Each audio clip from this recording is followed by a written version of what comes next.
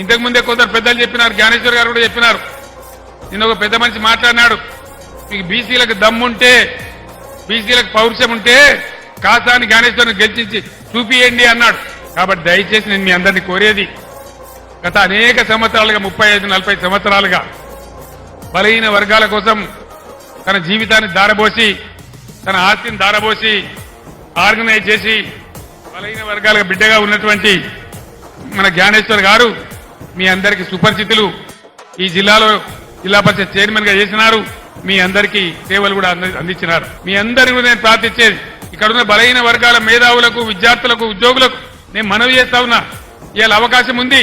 ఒక బీసీ అభ్యర్థి ఉన్నాడు కాబట్టి, సమర్థుడు సీనియర్ నాయకుడు ఉన్నాడు కాబట్టి, ప్రజాసేవ చేసే గుణమున్న వ్యక్తి ఉన్నాడు కాబట్టి ఖచ్చితంగా కాసాని జ్ఞానేశ్వర్ గారి గెలుపు బీసీల అభివృద్ధికి మలుపు అని చెప్పి నేను మనవి చేస్తా ఉన్నా.